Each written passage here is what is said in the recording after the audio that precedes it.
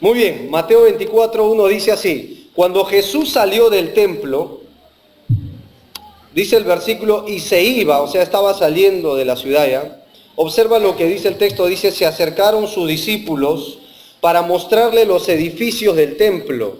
Observa el versículo 2, ya, la actitud de los discípulos y cómo responde Jesús. Dice, y respondiendo él les dijo, ¿veis todo esto? De cierto os digo que no quedará piedra aquí sobre piedra que no sea derribada. En el libro de Lucas la palabra derribada es la palabra literal destruida, él usa destruida. Versículo 3, por favor, dice, y estando él sentado en el monte de los olivos, los discípulos se le acercaron aparte, separado, diciendo, observa la actitud de los discípulos, dinos, ¿cuándo serán estas cosas? Segunda pregunta, ¿qué señal habrá de tu venida? Tercera pregunta, y del fin del siglo. Acá hay tres preguntas que le van a hacer al Señor Jesús, ¿ya? Miren el versículo 4, por favor. Respondiendo Jesús les dijo, mirad que nadie os engañe. Versículo 5, porque vendrán muchos en mi nombre diciendo, yo soy el Cristo. Y observa la expresión, a muchos engañarán. Versículo 6, y oiréis, ¿de qué? De guerras y rumores de guerras, y vuelve otra vez a hablar la amonestación, mirad que no os turbéis, porque es necesario que todo esto acontezca, pero no es el fin. Versículo 7, porque se levantará nación contra nación, y reino contra reino, y de repente habrá, así dice el texto, hermanos, habrá, denlo por seguro, pestes, hambres y terremotos en diferentes lugares. El libro de Lucas habla de que la tierra se va a estremecer y habrá pánico o terror entre los hombres. Versículo 8, y todo esto será principio de dolores. Y el versículo 9 dice así, entonces os entregarán a tribulación y os matarán, y seréis aborrecidos de todas las gentes por causa de mi nombre. Vamos a orar, hermanos, oremos. Señor, en esta noche queremos agradecerte por habernos hecho vivir todo el año 2017 con bien. Señor, tu palabra dice que tu palabra misma alegra nuestro corazón, alegra el alma. Tus testimonios son fieles y son verdaderos. Y toda palabra que brotó de tu corazón y salieron por tus labios fueron palabras de gracia y de verdad, dice tu palabra misma. No podríamos ignorar tanta respuesta que le diste a tus discípulos para advertirles, para animarles que el tiempo está cerca. Y en esta noche, Señor, no queremos que otros temas desvíen nuestro corazón de lo que es tu inminente regreso en este momento. Señor, si hay alguna doctrina que hoy creemos que a veces olvidamos diario, es esto, Señor. A veces por los quehaceres, a veces, Señor, las preocupaciones, a veces lo que vemos en el mundo nos hacen olvidar que tú estás cerca ya y que vas a volver muy pronto, quizás esta noche, nuestro último domingo, yo no lo sé, Señor, pero sí nuestro corazón arde para que vuelvas ya. Y deseamos hacer mención lo que dice tu misma iglesia, o debería decir en esta noche, al final de tu palabra, ven, Señor Jesús. Queremos pedirte, Señor, para que a través de la Escritura nos ayudes a comprender por qué hablaste de esta manera. Ayúdanos a no ignorarla, Señor. Ayúdanos a poder examinarla. Tu palabra dice que esta es la palabra profética más segura. Ayúdanos a estar atentos como una antorcha, Señor, hasta que el lucero de la mañana esclarezca. Gracias, Señor, por Cristo, porque Él murió, resucitó. Todo esto se cumplió en parte y volverá por segunda vez. Y en esta noche alienta nuestro corazón con la Escritura. Te lo pedimos en el nombre que un día volverá por nosotros para redimirnos totalmente de este cuerpo. En el nombre de Cristo Jesús. Amén. Muy hermanos, vamos a hablar de esto de la segunda venida. Primero me gustaría explicar por qué debemos estudiar las profecías. ¿Por qué hoy en las iglesias se debe estudiar las profecías? Por favor, ponga un separador en el libro de Mateo. Primera de Tesalonicenses capítulo 5, versículo 20, por favor. Vamos a ver algunos pasajes que brotan de la Escritura. ¿Cuál sería el peligro de no hacerlo? Primera de Tesalonicenses, capítulo 5. Vamos a leer el versículo 20, por favor. Es un versículo bien corto.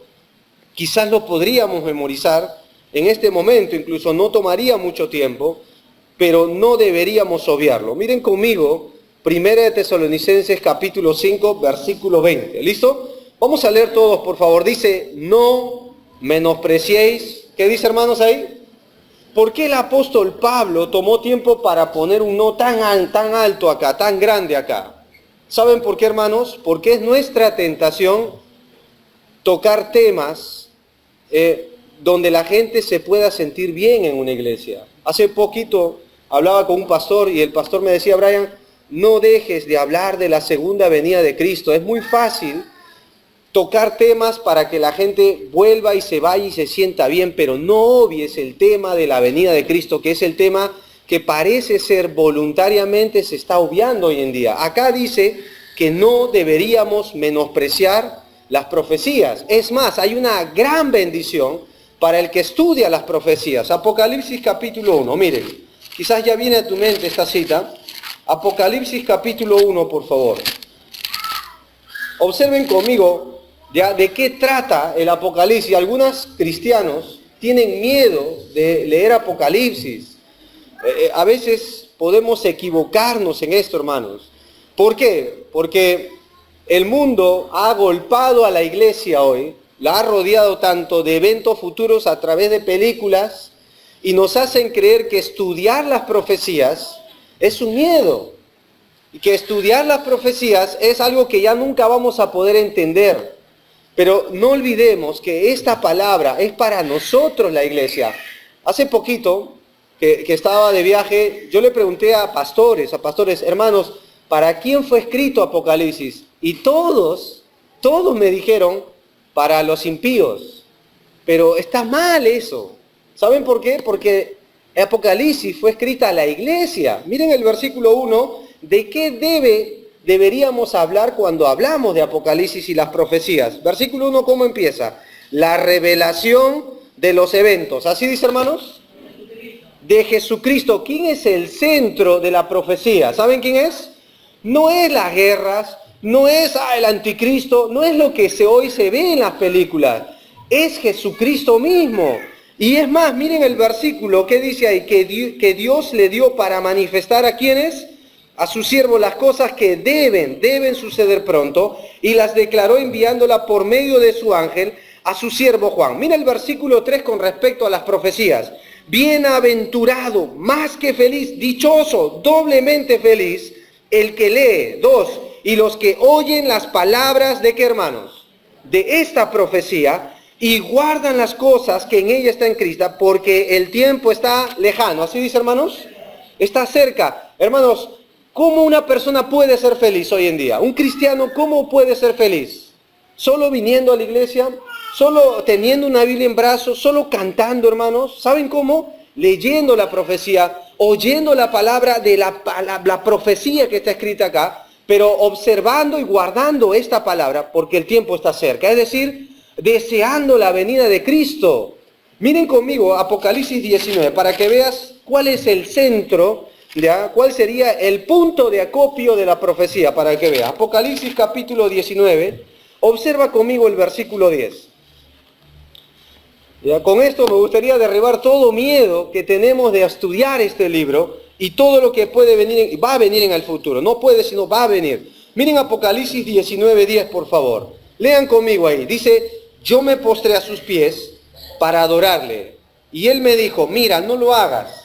Yo soy consiervo tuyo y de tus hermanos, que retienen el testimonio de Jesús. Ahora, observa el versículo. Adora a Dios, porque el testimonio de Jesús, a ver, lee conmigo, hermano, es el espíritu ¿de qué? ¿De qué consisten las profecías? ¿De quién habla las profecías? De una sola persona, de Jesucristo. Cuando una persona enseña profecías, ¿de quién debería hablar? De Jesús. Cuando alguien habla de eventos futuros, ¿de a qué debería apuntar? A la venida de Cristo. La iglesia, ¿qué debería estudiar? La profecía, hermano. Nunca menospreciarla, nunca tenerla en poco, Y por cierto, las últimas palabras en el capítulo 22 son: el tiempo está cerca, yo vengo de pronto, bienaventurado el que guarda mi venida. O sea, mucho en contraste de lo que hoy tristemente se ve. Hoy vivimos en tiempos donde la iglesia está ignorando la venida de Cristo. Mira, hagamos una simple pregunta. Esta semana, esta primera semana que Dios en su gracia nos permitió vivir este año, ¿hemos esperado la venida de Cristo? Pregúntate eso. Pregúntate eso. ¿O hemos apresurado a agarrar un papel y un lapicero y elaborar planes? Planes ministeriales, planes personales, planes familiares, planes laborales. Pero la pregunta es, dentro de ese plan, ¿estoy consciente de que Cristo los puede interrumpir con su venida? ¿Entiendes eso? Porque es muy fácil perder de vista esto, hermano. Y esta profecía nos sacude a nosotros, porque en el capítulo 1 dice que estas cartas son para los cristianos, para las iglesias, no para las personas que no conocen a Cristo. Por eso no deberíamos ignorarlas. Hay un peligro de ignorarlas, que ahora al transcurso del estudio lo vamos a ver, pero cuando Jesucristo resucitó, Él resucitado caminó en una aldea o rumbo a una aldea donde se le llama el camino a Emaús. ¿Recuerdan ese texto? Es el último pasaje de Lucas. Los dos discípulos que iban a esa aldea se encontraron con Jesús y no lo identificaron, pero el aspecto físico de esos dos discípulos estaban tristes, literalmente. Y cuando Jesús se acerca a ellos, le preguntó: ¿qué platican, qué conversan y por qué están tristes vuestros rostros? Pero lo más curioso es la respuesta que ellos le dieron. Y ellos le hablan de Jesús, de él, sin darse cuenta que era Jesús. Y le dijeron así: ya van 3 días que Jesús murió, todo esto ha acontecido y nosotros esperábamos, dice así, que Él iba a redimir a Israel. ¿Y saben lo que hizo Jesús después de esa respuesta? Se enojó. Y les dijo: oh tardos e insensatos de corazón, para creer todo lo que los profetas decían del Hijo de Dios. Y dice, comenzando desde Moisés, por los profetas y los salmos, les declaraba las cosas que de Él decía. ¿Por qué estaban tristes los discípulos? Porque ignoraron y malinterpretaron las profecías. Y ahora, ¿por qué la iglesia puede estar triste hoy viendo todo lo que pasa en el mundo? ¿Saben por qué, hermanos? Porque ignoraríamos, malinterpretaríamos que el tiempo está cerca. Y en esta noche es mi deseo que veas a través de las señales que Jesús dejó, que el tiempo está muy cerca, muy cerca. Y si este no es nuestra primera meta en el año como iglesia, hermanos, nada va a poder influenciar más nuestra vida. Spurgeon dijo que no hay mejor predicación que alguien puede dar que hablar de la segunda venida de Cristo, porque el mensaje predica solo. Así que vamos con esto en mente a observar Mateo 24 otra vez, por favor. Vamos a analizar qué estaba sucediendo ahí y te voy a decir algo más. Mateo 24 y 25 debería ser un libro bien leído por todos nosotros. ¿Saben por qué? O estos 2 capítulos. Porque a mi manera de ver, hermano, es la respuesta más larga que encuentro de Jesús en el Nuevo Testamento. Yo te desafío a observar una respuesta tan larga como estas 2. No la vas a encontrar. Jesús respondió largamente para dar a entender algo. Miren conmigo Mateo 24. Versículo 1 otra vez. Ahí comencemos. Dice así: cuando salió Jesús del templo, se acercaron sus discípulos para mostrarle. ¿Qué le querían mostrar, hermanos?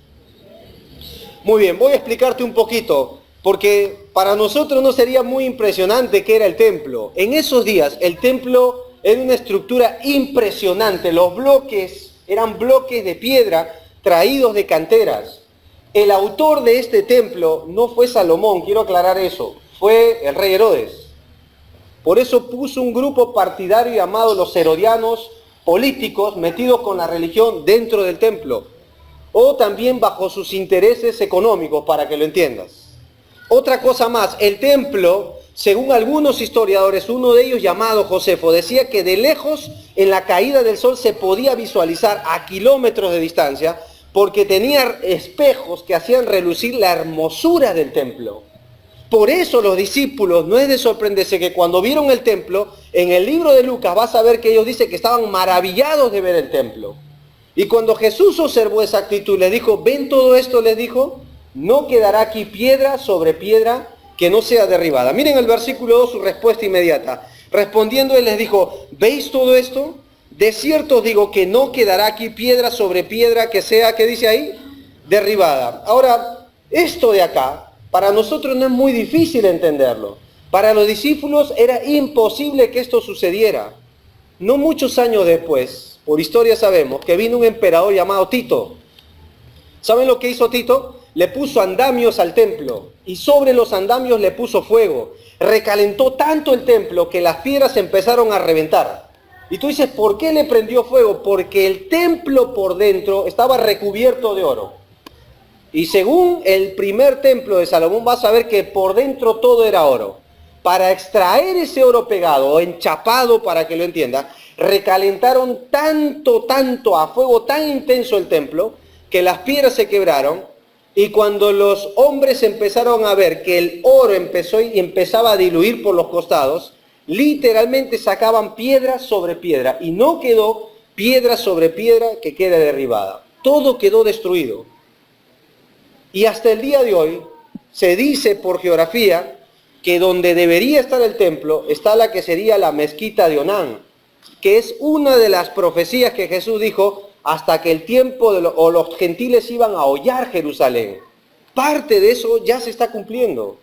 Ahora, fue la inmediata respuesta de Jesús, pero lo curioso es lo que causó en los discípulos. ¿Quieren verlo? Miren el versículo 3. Así que observamos aquí la respuesta, o por lo menos las preguntas que le hicieron.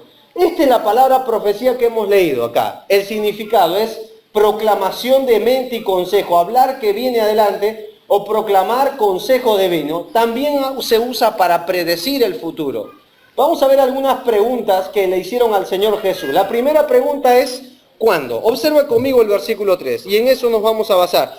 Y estando él sentado en el monte de los olivos, los discípulos se acercaron aparte, diciendo, dinos, ¿cuándo serán estas cosas? Esa es la primera pregunta, ¿ya? A ver, mira el versículo 4.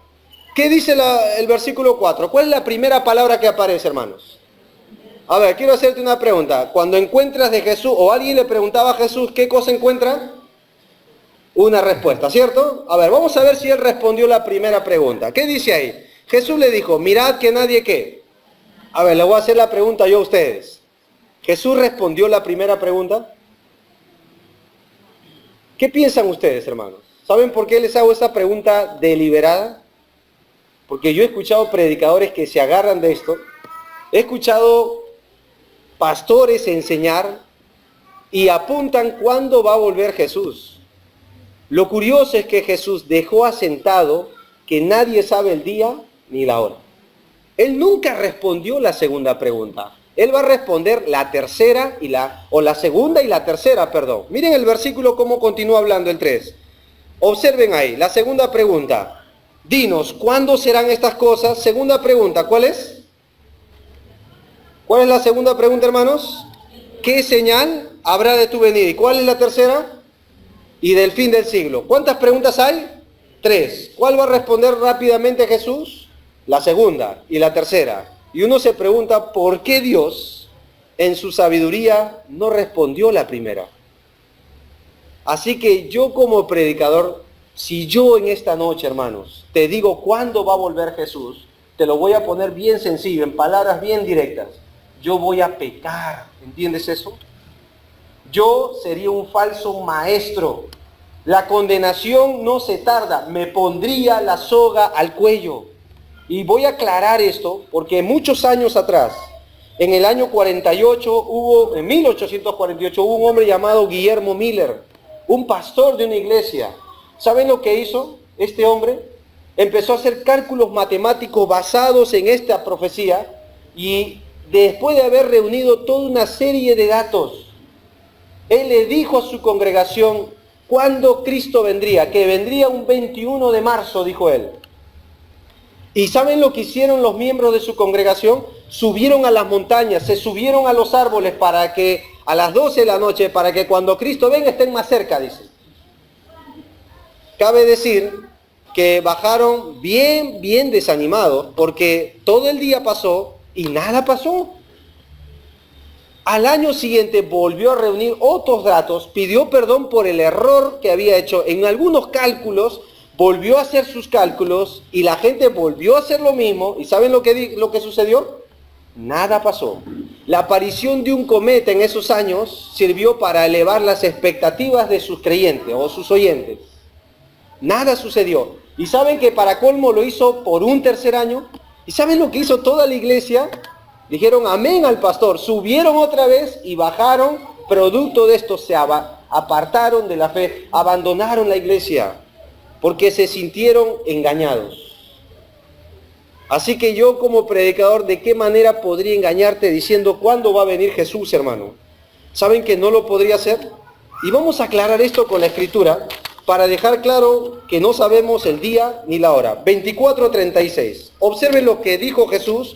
¿Cuándo volverá? ¿Ya? Vamos a ver si él responde a esto. 24:36. En primer lugar, ¿qué dice el versículo ahí? Pero del día y la hora, subraya, hermano. ¿Qué dice ahí? Nadie sabe, ni aun quién. Los ángeles de los cielos, sino solo mi Padre. A ver, vamos a explicar este versículo. El mundo natural, los seres humanos, no saben. Pero hay algo más. El mundo sobrenatural, los ángeles tampoco lo saben. Entonces, ¿dónde entra esto de la revelación de los mormones? Muy curioso, ¿no? Y todo está basado en la aparición de un ángel Moroni, ¿cierto? Y toda su creencia en lo que él hizo y descendió y le dio unas tablas a un hombre llamado José de Smith, ¿verdad? ¿Dónde queda todo esto entonces? Porque ni aún los ángeles lo saben. Miren otro versículo para que vean. Versículo 42. Velad pues. ¿Por qué? Vuelve a repetirse, ¿porque qué? No sabéis a qué hora de venir ¿quién? Vuestro Señor. Ya van dos. Mira el tercer versículo, versículo 44. Por tanto también vosotros estad preparados, porque el Hijo del Hombre vendrá a la hora que no, ¿qué? Penséis. Salta conmigo el versículo 50. Vendrá el Señor de aquel siervo el día que éste no espera, y a la hora que, ¿qué dice ahí? No sabe. Mira el capítulo 25, versículo 13, por favor. ¿Qué dice el texto ahí? Velad pues, porque no sabéis el día ni la hora en que el Hijo del Hombre, ¿qué dice, hermanos? Ha de venir. A ver, entonces, ¿estaría bien que yo te diga cuándo va a venir Cristo? ¿Ves? Es fundamental entender esto de la profecía. Yo no sé, hermano, si tú me dices, hermano, pero si estudiamos un poco y nos hace... Yo no lo sé, no sé el día, no sé la hora. ¿Entiendes eso? Ahora, Mateo 24, versículo 3, vamos a hacerle otra pregunta. En el libro de Lucas aparece algo más asombroso, ¿eh? Mientras buscas Mateo 24, versículo 3, miren lo que dijo Jesús en Lucas. Pero aquel día, de aquella hora, nadie sabe, ni siquiera los ángeles en el cielo. ¿Y quién más? Esto ha causado mucha confusión en estos días. ¿Cómo es eso que Jesús no sabe? ¿Cómo le voy a confiar a Jesús algo que ni él mismo sabe? Jesús está hablando acá en términos de hombre. Él dejó su potestad, su gloria y vino a este mundo, tomó forma humana. Él se está colocando en un plano humano. No lo sabe. Pero sí dejó algo claro, que Él va a volver. Eso lo vas a ver repetidamente. Él va a volver, si no solo el Padre. Segunda pregunta entonces, ¿ya? Observa, ¿qué señal de tu venida? ¿Recuerdan cuando Jesús iba a ascender en el libro de los Hechos? Capítulo 1. Hay pasajes que son muy familiares para nosotros como cristianos, pero hemos obviado y malinterpretado a veces ese pasaje, porque ese pasaje Jesús le habla directamente a los discípulos que, te hago recordar algo, son judíos. ¿Sabes lo que los judíos esperaban de su Mesías Cristo Jesús, aún los discípulos? Dice la Biblia que Jesús los sacó al monte del Olivar y estaba ascendiendo. ¿Saben lo que hicieron los discípulos? Señor, un ratito, antes que te vayas, ¿ya? Dinos, ¿restaurarás tu reino en este tiempo? Así le preguntaron. Hechos 1, versículo 6 me parece que es. ¿Restaurarás a Israel en este tiempo? En otras palabras, ¿cuándo será todo lo que esperas que sea usted? ¿Cuándo vas a ser de Israel el futuro glorioso? Quiero hacerles una observación. Ni aún los discípulos entendieron después de todo esto. Ignoraron voluntariamente que el Mesías vendría por segunda vez. Ellos solo esperaban de Cristo que restaure a Israel, bote a los romanos y tengan su nación gloriosa. ¿Y saben la respuesta de Jesús en Hechos 1:8 o 1:7 me parece? No os toca a vosotros saber los tiempos y las sazones que el Padre puso en su sola potestad. Ahora, ¿saben lo que me da pena de los judíos, hermanos? Justo estos días con mi esposa hablamos, yo recordé la primera vez que conversé con una judía. Era una niña que yo no creo que pasaba de 15 a 16 años.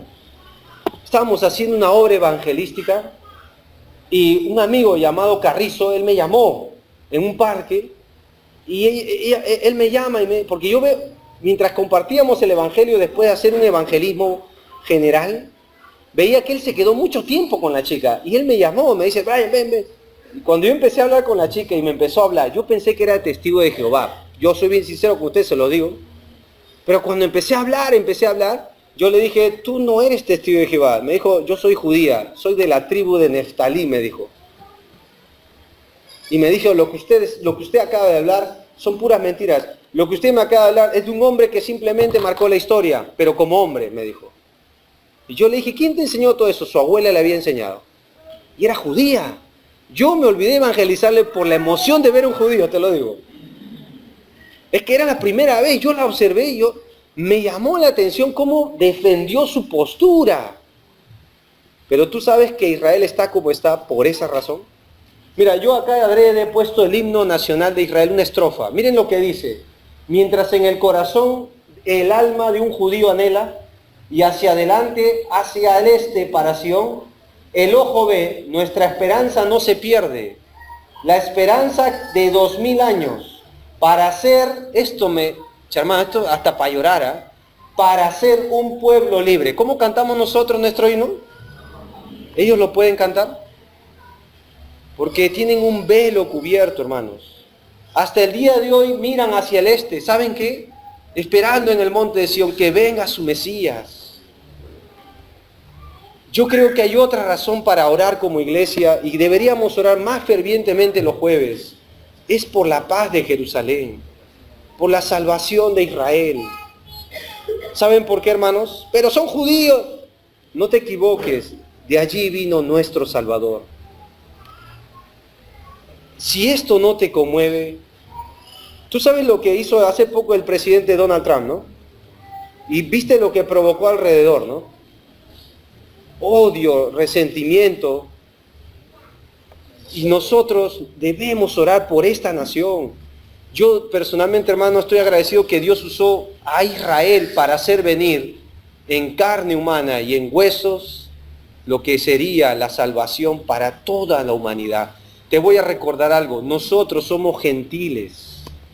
Somos lo que dice el libro de Oseas, pueblo que no era conocido, ahora es mi pueblo. Somos incluidos, lo que dice Pedro, que concuerda con Oseas, que nos llama nación santa, real sacerdocio, pero hemos sido incluidos en ese plan. ¿Saben por qué? Por la pérdida de Israel. Yo justo le contaba esto a Julio y le decía, Julio, imagínate que el rechazo de Israel trajo salvación para nosotros. ¿Saben lo que Pablo pregunta en Romanos? ¿Qué será cuando Israel acepte a su Mesías? Si su rechazo trajo una gloriosa salvación, ¿qué será cuando ellos acepten a su Salvador? ¿Te imaginas cómo será el mundo entero? Si su fracaso trajo victoria para nosotros, ¿cómo será aquel día, hermano? Cuando Israel abra sus ojos a Cristo y miren al que traspasaron y Él los redima como su nación, porque son su nación. Y las respuestas que vamos a ver ahora, de la segunda venida de Cristo, su retorno es para su nación. La segunda venida es para su nación, no es para la iglesia. Pero te voy a hacer una pregunta ya que estamos a poquito que ha pasado la Navidad. Cuando tú ves las luces que decoran navideñas en los centros comerciales, en las casas, en el mes de noviembre, ¿qué te dice eso, hermanos? Que la Navidad está cerca. Son señales, pero ya se acercó, ya está la Navidad. La Navidad es fugaz. Pero esas luces y decoraciones te dicen que la Navidad está cerca. Cuando tú ves las señales que vamos a leer ahorita, ¿saben qué te dice eso? Que la venida está cerca, pero hay algo que está más cerca. ¿Saben cuál es? El rapto de la iglesia. Y eso puede ser hoy. Eso puede ser mañana, puede ser esta semana. Pero si está cerca por las señales lo que es la segunda venida, ¿cuánto más cerca está lo que es el rapto para nosotros? ¿Entiendes eso? Vamos a ver cuán cerca están. Miren conmigo la segunda pregunta. ¿Qué señal habrá de tu venida? Y esto sí va a responder Jesús. Versículo 4, en primer lugar. Vamos a ver. Miren conmigo el versículo 4. Respondiendo Jesús les dijo, a ver, lean conmigo. Mirad que nadie os engañe. ¿Cuál es la razón? Porque vendrán pocos en mi nombre. ¿Así dice? Muchos en mi nombre. ¿Qué van a decir, hermanos? Yo soy el Cristo. ¿Y a cuántos van a engañar? A muchos. La primera señal que Jesucristo dejó acá es la señal del engaño. ¿Saben lo que dice Primera de Juan? Que debemos tener cuidado de algo que ha salido por todo el mundo. ¿Saben cuál es lo que ha salido por todo el mundo? El espíritu del anticristo, dice la Biblia, está en acción por todo el país, por todo el mundo, por todo el planeta Tierra. No es el anticristo. El engaño tendrá su mayor plenitud y su encarnación principal en el anticristo. Pero el espíritu del anticristo, que Primera de Juan dice, han salido muchos anticristos hoy por todo el mundo, y dice, mirad que nadie os engañe, a eso se refiere. Primera de Juan no dice, mirad que nadie os engañe, dice, hermanos, probad si los espíritus son de Dios o de otra manera.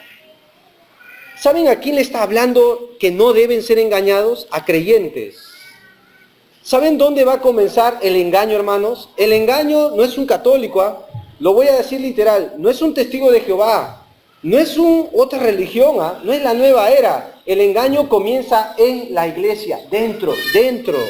Gente dejando la fe, allí comienza. Por eso Jesucristo dijo a sus discípulos, mirad que nadie os engañe.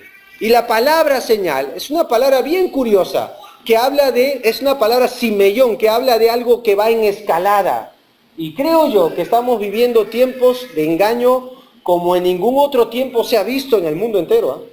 Todo mundo proclama la verdad, o por lo menos la dicen. ¿Nunca has escuchado de gente que le hablan del Evangelio y te dicen, hermano, pero yo cómo sé que es verdad lo que tú me dices? Porque todos hablan de Dios, todos tienen la Biblia, todos hablan de Jesús, uno ya no sabe en qué creer.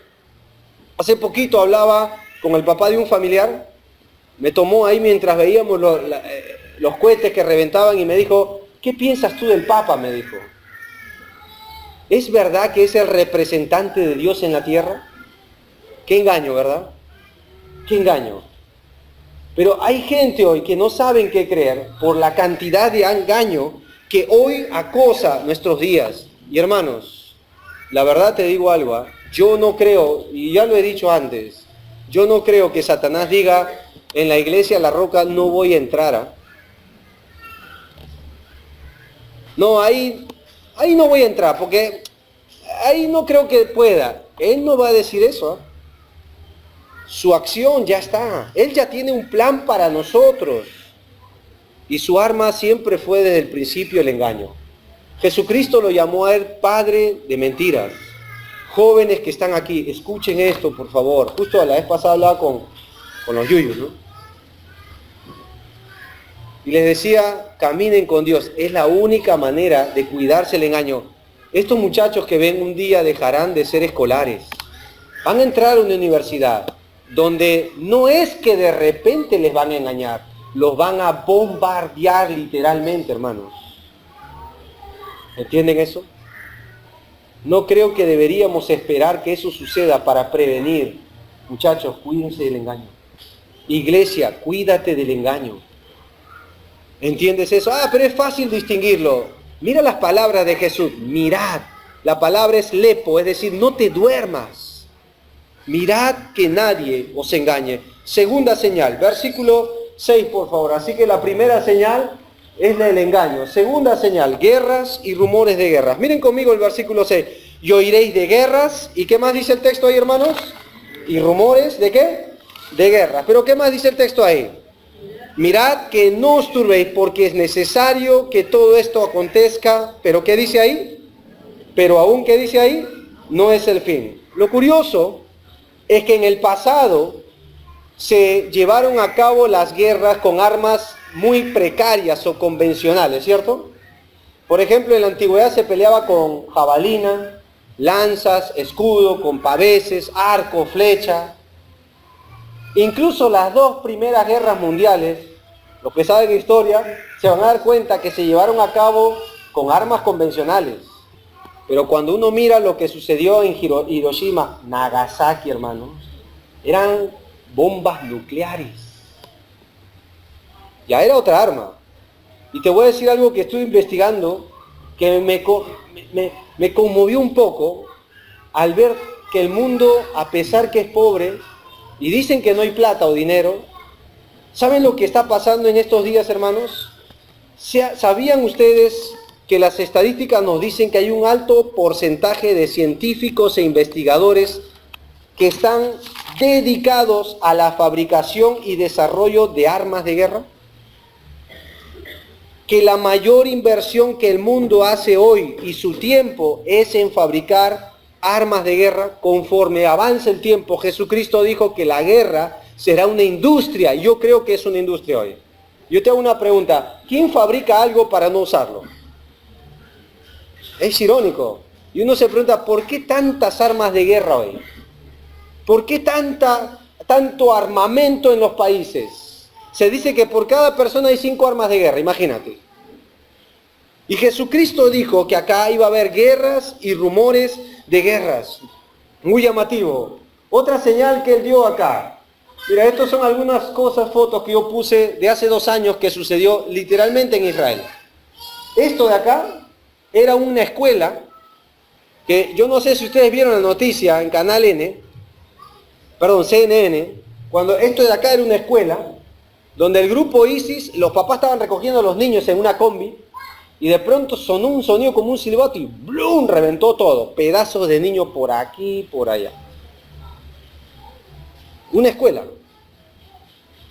¿Ves? Y uno, hermano, a veces uno no se entera de estas cosas. Pero es lo que está sucediendo en nuestro planeta. ¿Saben por qué Jesús dejó las señales? No para el inconverso, a nosotros, para observarlas, de saber que esto apunta a que Él va a venir. Mira otra señal que Él habla ahí en el mismo versículo 6.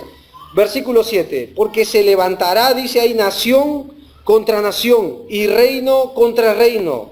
Y miren el versículo, y habrá, ¿qué va a haber, hermanos? Pestes y ¿qué más? Hambres y terremotos, ¿dónde?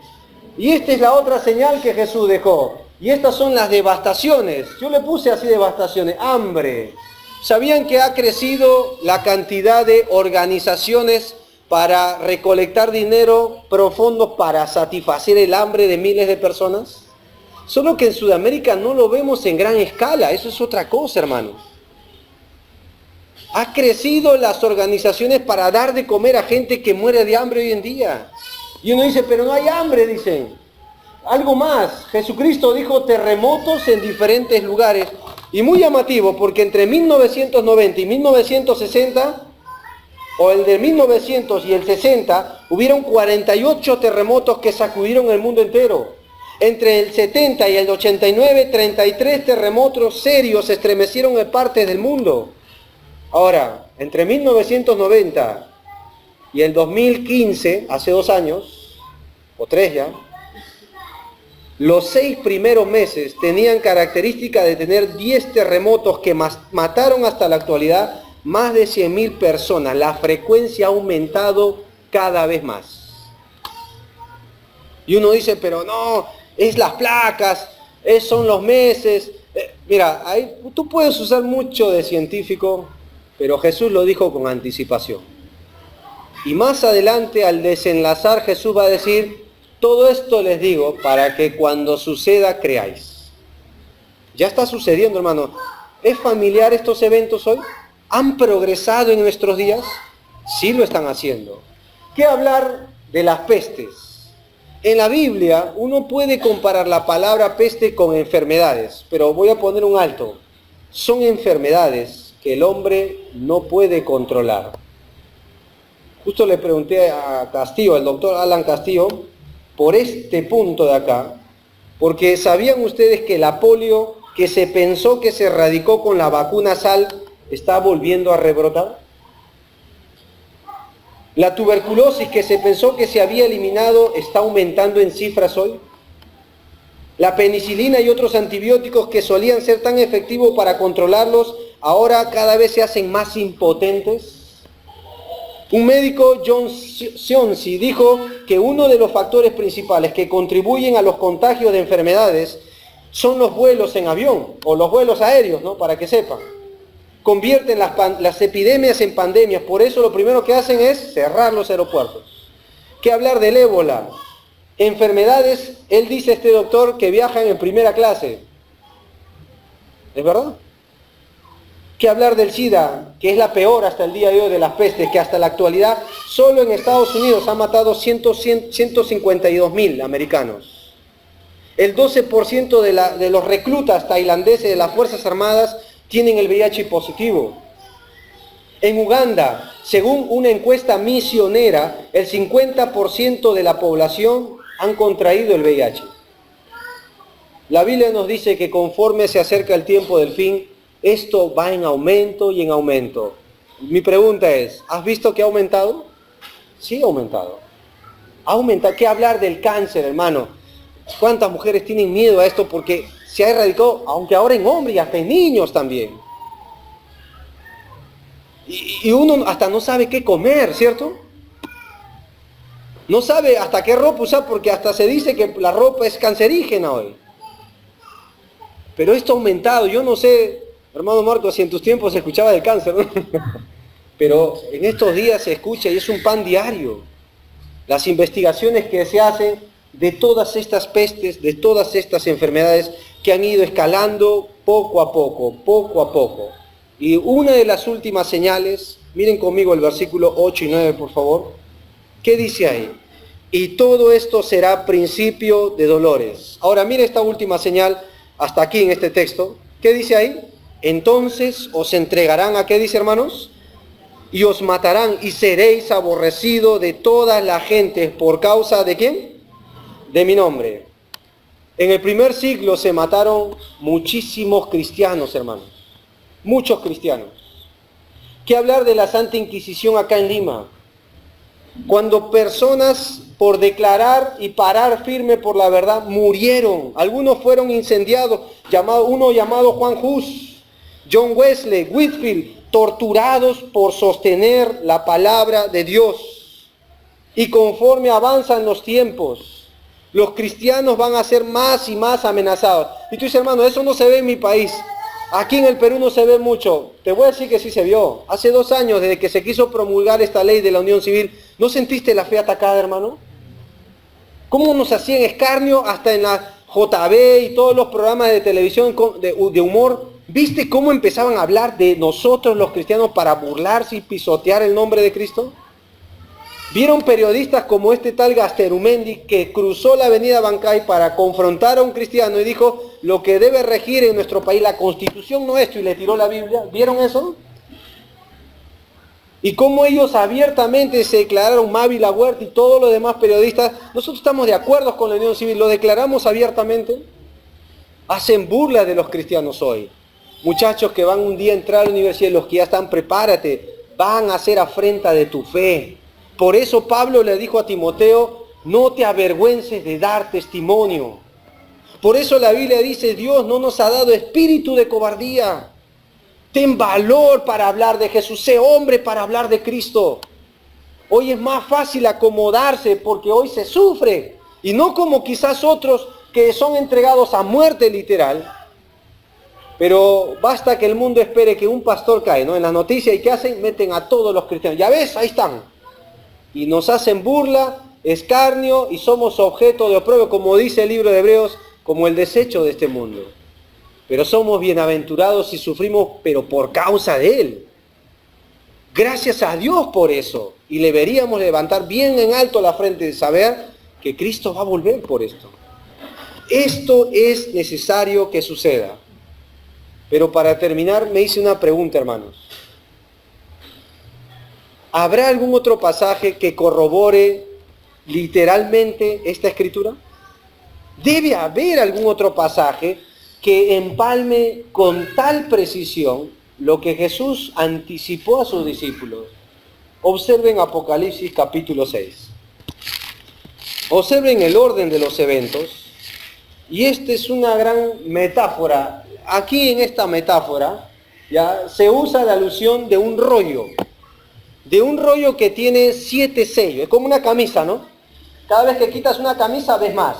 O un botón y otra más y otra más. Cada vez que destapa un rollo ve más y más y más. Hasta que se abre todo el rollo literal y se puede ver en su magnitud plena qué es lo que está escrito en ese rollo. Pero saben que nadie podía abrir este rollo y Juan lloraba mucho, dice, hasta que vino el Cordero. Y el que es digno de tomar el rollo empezó a abrir el rollo. Observa los eventos, cómo el Cordero destapa punto por punto, sello por sello, y mira lo que Juan ve cuando el Cordero destapa un sello a la vez. Apocalipsis capítulo 6, vamos a ver si concuerda con Mateo capítulo 24, Apocalipsis 6, el versículo 1, por favor. Y vi cuando el Cordero abrió uno de los sellos, y oí a uno de los 4 seres vivientes que decía como voz de trueno, ven y mira. Y claro, la invitación, y Juan se acerca y mira. Miren lo primero que ve, versículo 2. Y miré, y aquí un caballo blanco, y el que lo montaba tenía un arco, y le fue dada una corona, y salió venciendo. ¿Y para qué? Para vencer. ¿A quién se parece este hombre? Sabemos que Cristo va a volver en un caballo blanco, ¿cierto? Su nombre es fiel y verdadero. Pero este no es Jesús. ¿Sabes quién es? Es el anticristo. El hombre de iniquidad. El hombre de pecado. Y cuando él venga en un caballo, como Cristo, porque la palabra anticristo es en lugar de Cristo, ¿saben lo que el mundo va a decir? Ese es Jesús. Y como dice más adelante, y toda la tierra se maravillará en pos de la bestia, y le cederán su trono, su derecho, su autoridad a aquel que se va a sentar en el trono de Dios, haciéndose pasar por Dios, dice Pablo en Tesalonicenses. ¿Cuál fue la primera señal que Jesucristo dijo en Mateo 24? Mirad que nadie... ¿Concuerda, hermanos? Concuerda. Segunda señal y segundo sello. Versículo 3, por favor. Cuando abrió el segundo sello, oí al segundo ser viviente que decía, ven y mira. Mira la respuesta en el versículo 4. Y salió otro caballo bermejo, y el que lo montaba le fue dado de poder de quitar de la tierra, ¿qué cosa, hermanos? ¿Cuál fue la segunda señal en Mateo 24? Guerras y rumores de guerras. ¿Concuerdan? ¿Ves? Miren qué más dice el texto ahí. Que se matasen unos a otros y se le dio una gran espada. Miren el tercer sello, versículo 5. Y cuando abrió el tercer sello, oí al tercer ser viviente que decía, ven y mira. Y miré, y aquí un caballo negro, y el que lo montaba tenía una balanza en la mano. Y oí una voz en medio de los 4 seres vivientes que me decía, 2 libras de trigo por un denario, y 6 libras de cebada por un denario, pero no halléis el aceite ni el vino. ¿Saben lo que está diciendo acá? Que subieron elevadamente los costos de los alimentos. ¿Cuál fue otra de las señales? Hambre. ¿Concuerdan? Es muy llamativo y qué perfección que tiene Cristo para hablar. Es su palabra, pues. ¿Quieren ver el siguiente sello? Versículo 7, por favor. Cuando abrió el cuarto sello, oí la voz del cuarto ser viviente que me decía, ven y mira. Y miré, y aquí un caballo amarillo, y el que lo montaba tenía por nombre Muerte, y el Hades le seguía. Y le fue dada potestad sobre la cuarta parte de la tierra, de matar con espada, con hambre, con mortandad, y con las fieras, ¿de qué, hermanos? Mortandad es enfermedades. ¿Cuál era la otra señal? Pestes y hambres. Otro sello más, versículo 9. Y cuando abrió el quinto sello, vi bajo el altar las almas de los que habían sido muertos, mira, por causa de la palabra de Dios y por el testimonio que tenían. ¿Cuál fue lo último que leímos en Mateo 24? La entrega a la tribulación, la muerte de los mártires. Hermanos, cada vez que uno estudia la palabra de Dios, nunca dejo de maravillarme de la precisión que tiene cuando Jesús dijo algo. ¿Lo pueden notar acá? Y si esto concuerda y engrana de una manera tan perfecta, ¿cómo nosotros deberíamos ignorar tremenda doctrina, hermanos? Cristo va a volver. Cristo va a volver cualquier momento. Y todo esto ya está en aumento. Acá hay 3 principios que nos hacen concluir este mensaje. Su regreso nos amonesta a una vida pura. ¿Saben por qué? Primera de Juan dice que todo aquel que tiene esta esperanza se purifica a sí mismo como Él es puro. ¿Por qué gente vive en pecado hoy, aún en las iglesias? Porque no tienen la esperanza que su Señor vendrá ya. ¿Por qué el siervo no hace lo que su amo dice? Porque por eso Jesús dijo, bienaventurado el siervo que cuando su amo venga le haya haciendo así. Esto asusta, hermano, porque siempre hay algo que se nos va. Siempre hay un pesar. ¿Por qué no le testifiqué? ¿Por qué no le compartí? ¿Por qué no hablé? Siempre hay ese pesar. A veces uno vive con esa carga. ¿Hay alguien que estés viviendo con esa carga de hablar, de compartir de Cristo? Quizás sea hoy el momento de ponerte a la par con Cristo. Y quizás hoy sea un familiar, alguien cercano, un vecino, compartirle, abrir tu boca. Como Dios le dijo a Isaías, no tema, habla, levanta tu voz como trompeta, alza tu voz sobre Jerusalén y dile que su pecado es perdonado, que el tiempo ya está cumplido. Dios todavía ha dejado al mundo el evangelio de la paz. Hermano, pero es que este mensaje no es muy alentador. Yo lo sé, hermano. Pero ¿saben qué es lo alentador? Que es necesario que todo esto acontezca. Que esto nos dice que estamos cerca ya, y creo yo en lo personal, que estamos viviendo en los días de los umbrales a la venida de Cristo. Segundo principio, su regreso nos anima a una vida piadosa. Pedro dice, si estas cosas están por suceder, ¿cómo no debéis andar en santa y piadosa manera de vivir? Su regreso, no, mira, para algunos el regreso de Cristo les va a amonestar, para otros les va a alentar. Los cristianos saben cómo morían antes, hermanos. Miraban al cielo y decían lo que Pablo dijo en Filipenses, creo, ¿no? Maranata, el Señor viene, el Señor está cerca. Santiago a los atribulados, en el capítulo 5, habla de Job y otros personajes, pero dice, el Señor está cerca. Lo repite varias veces. Y no hay nada más consolador en esta vida que saber que un siervo espera a su Señor y que todo lo que pasa es para bien, todo lo que sucede es para bien, para que Cristo venga por él. Él va a volver y esto nos debe animar a vivir una vida piadosa. Y en último lugar, su regreso nos alenta al premio celestial. ¿Saben por qué? Las últimas palabras de Pablo, ¿saben cuáles fueron? Me está guardada la corona de vida, pero no solo a mí, sino a todos los que aman su venida. Yo deseo amar la venida de Cristo, hermano. Y es mi oración que en esta noche amemos su pronto regreso. Por eso las últimas palabras de Apocalipsis, ¿sabes cuáles son? ¿Sabes cuáles son? El Espíritu y la esposa dicen, ven Señor Jesús. ¿Lo puedes decir conmigo esta noche? ¿Qué dice la iglesia? Ven Señor Jesús. Pero la pregunta es, ¿estamos listos? Amigo que nos visitas, Cristo va a volver muy pronto. Iglesia, les recuerdo algo, cuando prediques el Evangelio, habla que Él va a volver. Sea que se rían, lo crean o no, Él va a volver. Sea que uno se tira al suelo, que el presidente de Venezuela empeore, que las cosas se empeoren en el Medio Oriente, que aquí nuestra nación se desintegre el Congreso. Yo no sé, hermano. Sea lo que suceda, eso no cambia los planes de Dios. Su regreso es inminente. Y amigo que nos visitas, Cristo ya vino por primera vez. Hay como 487 referencias en el Antiguo Testamento que Cristo iba a volver y las cumplió. ¿Saben qué nos asegura eso, amigos? Que Cristo volverá por segunda vez. Hay un vasto, amplio de estudio que uno podría hacer del solo primer regreso de Cristo. Y Él volvió. La estrella apuntó a Belén.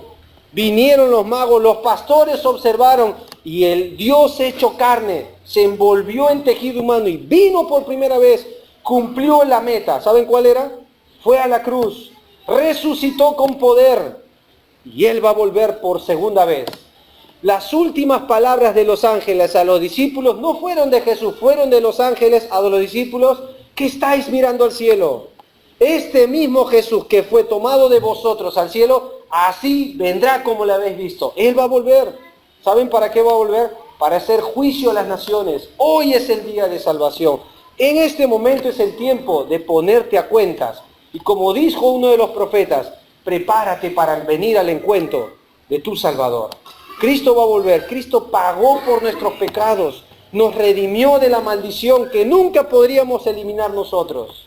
Se levantó con poder para asegurarnos que hay vida. Y una de las sublimes palabras que le dijo a sus discípulos es para que cuando un día donde yo estoy, vosotros también estéis. Y estas cosas les digo, para que no se turbe vuestro corazón. Creed en Dios, creed también en mí, dijo Jesús. Por eso, amigo, si no estás seguro hoy que si tus ojos se cerrarían en este momento, ¿dónde los abrirías? Pon tu fe en Jesús. Cristo ya murió, ya resucitó. Y solo por la fe puedes tener el perdón y la vida eterna. Iglesia, yo no sé cuál fue tu plan al empezar este año. No sé qué es lo primero que apuntaste en un papel. Te animo a incluir en primer lugar que Él va a volver y puede ser hoy. Puede ser hoy. Cerremos nuestros ojos e inclinemos nuestra cabeza.